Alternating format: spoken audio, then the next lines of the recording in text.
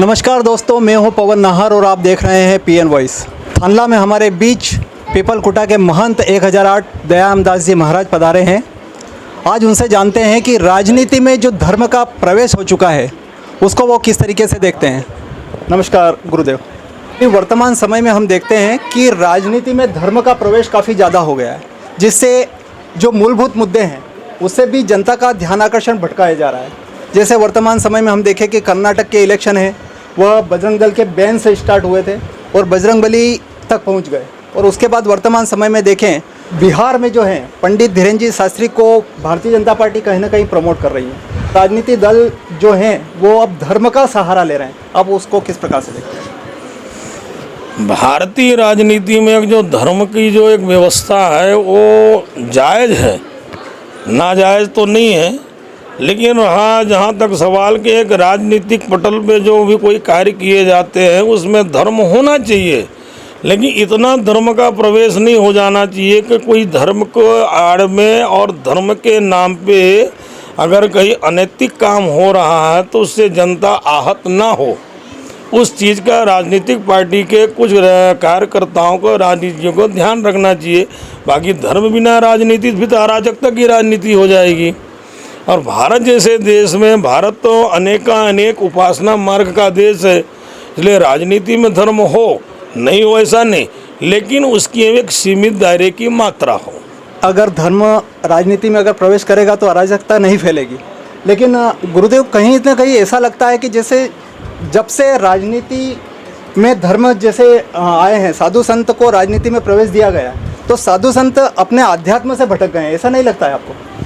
नहीं, ये तो मैं नहीं मानता हूँ कि संत महात्मा लोग या साधु संत अपने मार्ग से भटके हों। ये क्या है कि देखो, ये सनातनी और हमारा जो भारत देश है सदियों पुराना ऋषि मुनियों से, विद्वानों से, पंडितों से अनेक समय पे युग युगांतर में उनका मत का, उनके विचारधारा का उपयोग किया जा रहा था, आज भी है।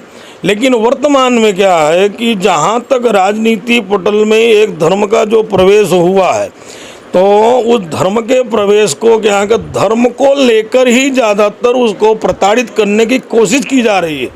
इसलिए संत महात्माओं को मैदान में आना पड़ा और इस धर्म की व्यवस्था को राजनीतिज्ञों के चुंगल में से छुड़ा कर और धर्म को स्वतंत्र व्यवस्था देकर और भारतीय व्यवस्था को आगे बढ़ाने की कोशिश की जा रही है।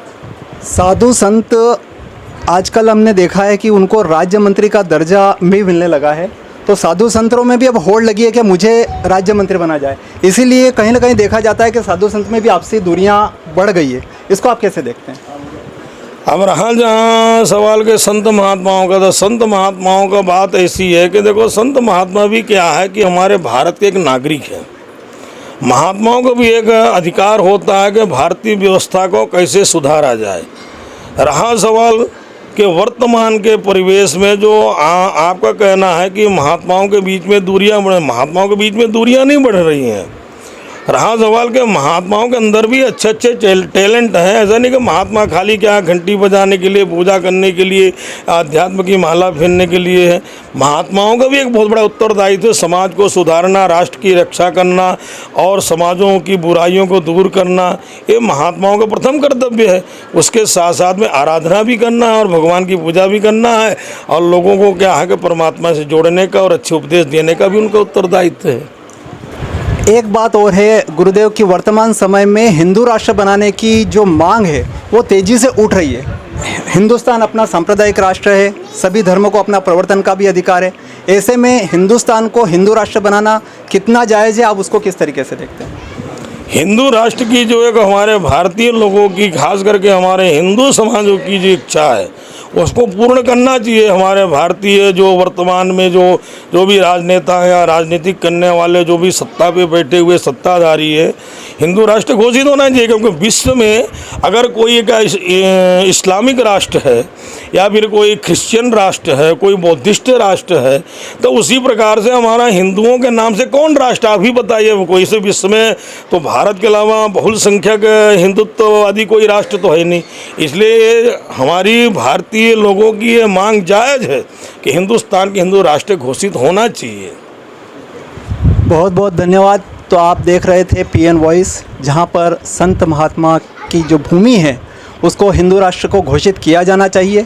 इसका पुरजोर समर्थन करते हुए दयाराम दास जी महाराज कह रहे हैं कि हिंदुस्तान में अगर बहुसंख्यक हिंदू हैं तो उसे हमें हिंदू राष्ट्र के रूप में घोषित किया जाना चाहिए।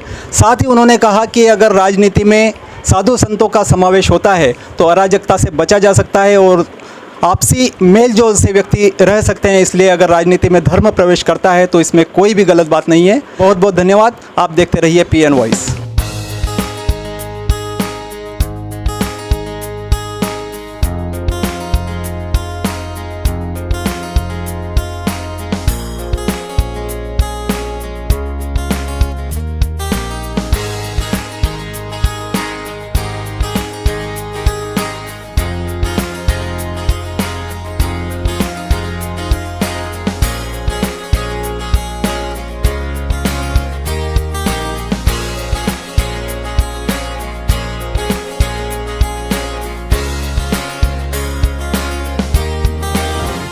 यदि आपने हमारे इस चैनल को अभी तक सब्सक्राइब नहीं किया है तो नीचे दिए गए लाल बटन को दबाकर बेल बजाइए व ताज़ा व आपसे जुड़ी जानकारी पाइए। खबर पसंद आने पर इसे लाइक और शेयर करना न भूलें।